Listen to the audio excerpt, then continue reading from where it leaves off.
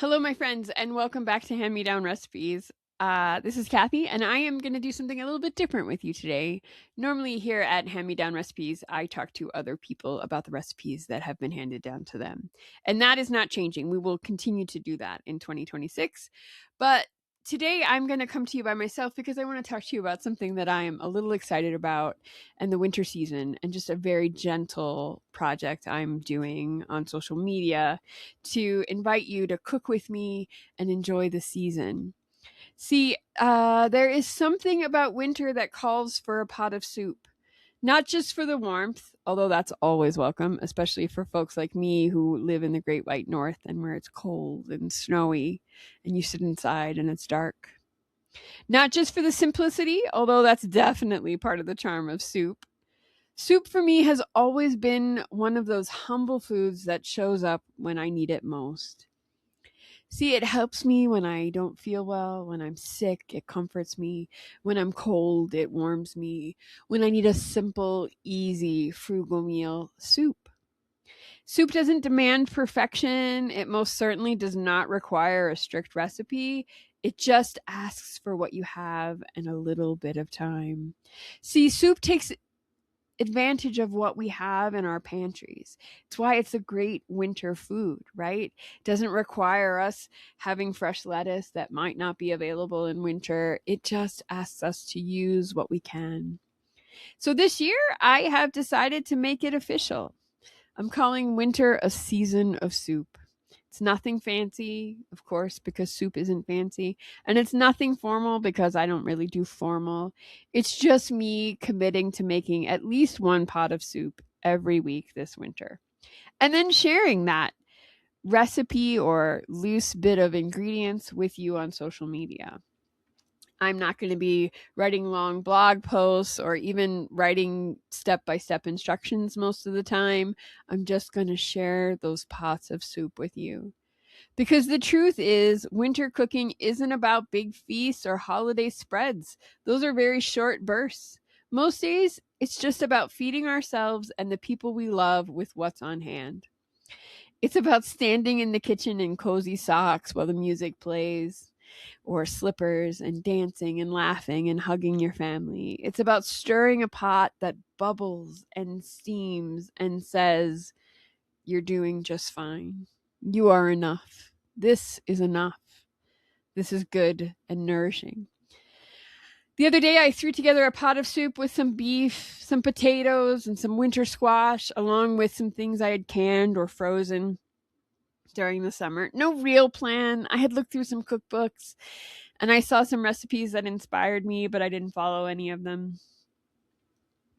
Or not to the letter, anyway. I didn't really have a plan, no real measurements. I just liked a list of ingredients I saw in a cookbook and decided to just follow my own instinct, use the ingredients I had on hand, toss it into a pot. And you know what? It worked. It almost always does. It fed us for a couple of days with homemade rolls. And it reminded me that good food doesn't have to be complicated. And that's the spirit I want to carry through this season of soup. And I hope that you'll join me. So each Monday, I'll be sharing a loose recipe idea on social media.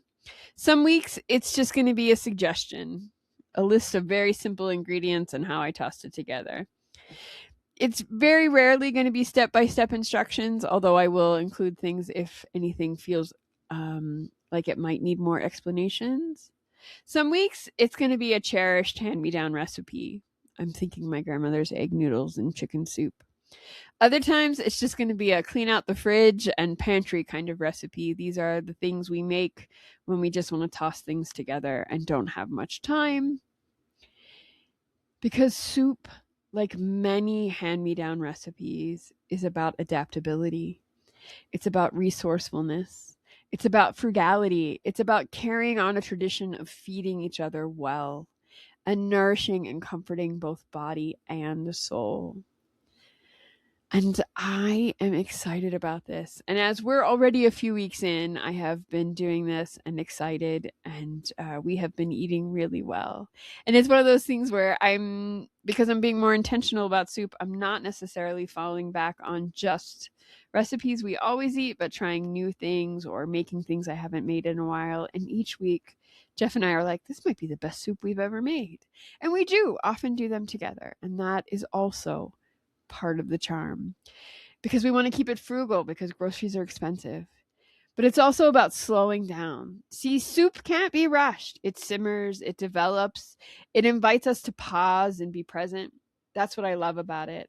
And that's why I'm turning this season into one big pot of possibility. If you'd like to join me, you're more than welcome. There's no email list to sign up for. There's no hashtags to use. There's no pressure.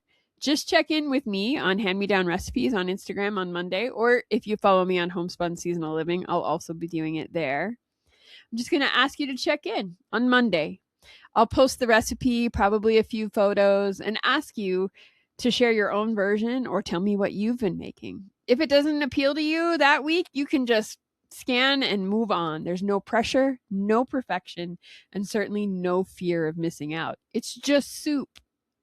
And we're just going to work that way through. And we're going to practice soup as a kind of quiet rebellion for those of you who also listen to that podcast.